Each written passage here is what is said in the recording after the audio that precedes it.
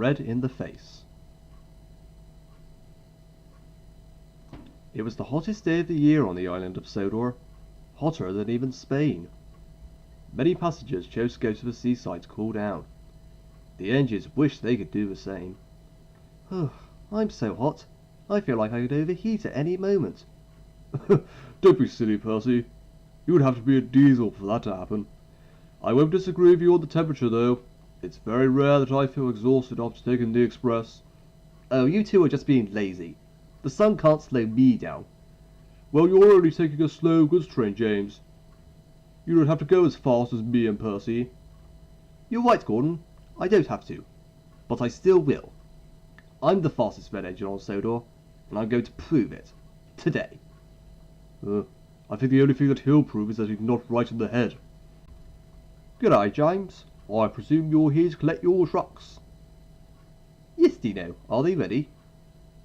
Oh yes, over there in that siding. Excellent. I'm going to break a record today.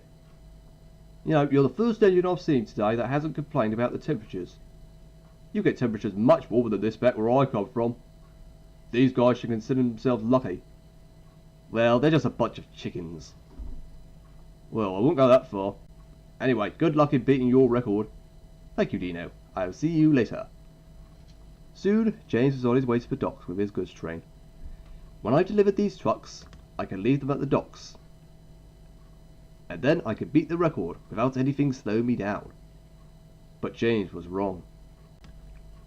As he reached Farmer McCall's farm, he noticed Coleman, the fire engine, outside. Sorry, James, the line's closed. Why, what's the matter? It's these temperatures. Somebody lit a campfire in one of Farmer McCall's fields, which created an even bigger fire. I don't think you should go through with all that smoke. Okay, I'll take a diversion. Thanks, Coleman. Because James had to take a different route, he was late arriving at the docks.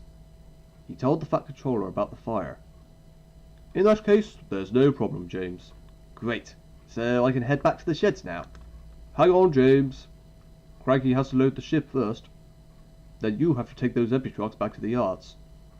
Oh, I see. It took a long time for the trucks to be unloaded. Cranky was feeling the heat as well, so he was taking his time. Come on, Cranky, I don't have all day. Well, when you're as high up as me, you're exposed to the sun all the time. Just be patient. James was being patient, but only just. Eventually, Cranky was finished. But James didn't want to take the empty trucks. They would slow him down. Salty, are you doing anything? Not really, matey. Why? Well, would you like to take my trucks for me? They're empty and they only have to go to the shunting yards. I'm not sure. Please, Salty. I can tell you're bored. And in return, I will let you tell me a sea story. Oh, okay. So the year was 1910. No, not right now. Later. Oh, I see. Yes, I will gladly take those trucks, James. And he did. James was now a light engine, and was soon zooming down the main line at full speed. Come on! There's no way my brakes will fail this time. But it wasn't the brakes that James should have worried about. He hadn't given himself time to fill up with water, and eventually he ran out. Oh, bother! If I hadn't taken that diversion, I'd have had more water.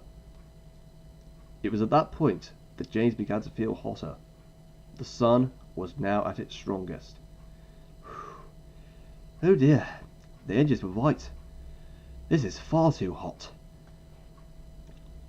Salty was concerned about the weather too, and eventually his engine overheated, and he was stuck too. I should have told James that I couldn't manage these conditions. Then Coleman arrived. He had just finished putting out the fire at the farm. You okay, Saucy? No, my engine's overheated. I can't move and the sun's almost burning me. Would you want me to cool you down, my hose? I've got plenty of water. But won't the water go into my fuel tank? Oh no, don't worry. I've got a very good aim. And soon Coleman was cooling down Salty, and the dockyard diesel began to feel better.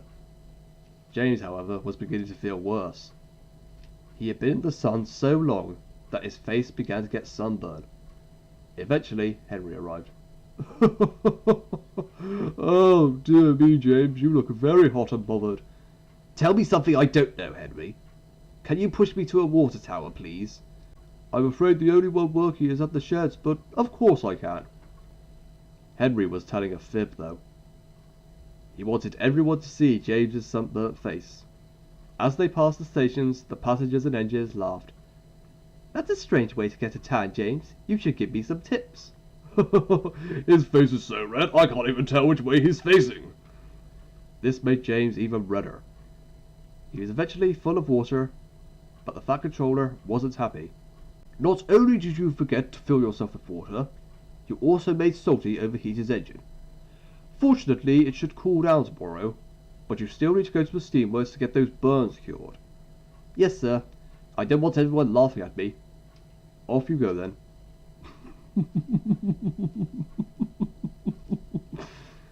Oh, I'm sorry, James. I don't really know how to cure sunburns. So what can I do to get rid of them? I believe some of the workmen at the diesel works know how to sort that out. So James went to the diesel works. But unfortunately for James, Salty was there too. So the year was 1910, and Captain Steambeard was sailing his huge ship towards the docks. But fog was rolling in at an alarming rate. But what did Steambeard do, I hear you ask?